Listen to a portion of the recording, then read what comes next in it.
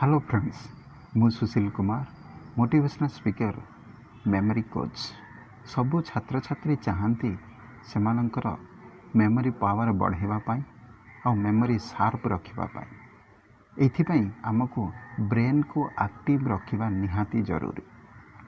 Brain active रखापी मुझे को आज एमती तीनोटी जिनस कहबी जहाद्वारा आपणकर ब्रेन सुपर एक्टिव रहिबो आ स्मरण शक्ति बढ़।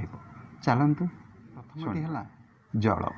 जल जदि आम पर्याप्त परिमाण रे पीबा ताहले आम ब्रेन पर्यंत जल पहुँचब आमर ब्रेन एक्टिव रहिबो।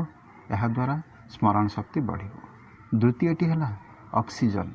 ऑक्सीजन आम जेते डीप ब्रीदिंग करिबा, लंबा निश्वास नेबा ताहा द्वारा मध्य आमर ऑक्सीजन ब्रेन पर्यंत पहुँचब आ ब्रेन एक्टिव रहिबो, स्मरण शक्ति बढ़िबो।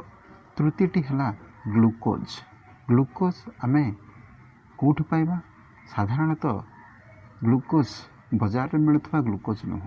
आमे घरे रोषेई करुवा सात्विक आहार जदि सबु बेले ग्रहण करिबा ताहले आमको सेथिरु पर्याप्त परिमाण रे ग्लूकोज मिलिबो, जहाद्वारा आमर ब्रेन एक्टिव रहिबारे साहाय्य करिबो आ मेमोरी शक्ति मध्य बढ़ाइबो।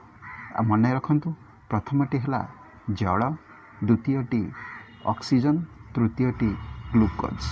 यही तीनोटी जिनस जदि पर्याप्त परिमाण रे आमर ब्रेन पर्यंत पहुँचब ताहले आम ब्रेन एक्टिव रहिबो आ स्मरण शक्ति बढ़िबो। आपनकु ए टिप्स भल लागिले शेयर करंतु, मोर चैनल को सब्सक्राइब करंतु, बेल का आइकन को हिट करंतु। बहुत बहुत धन्यवाद।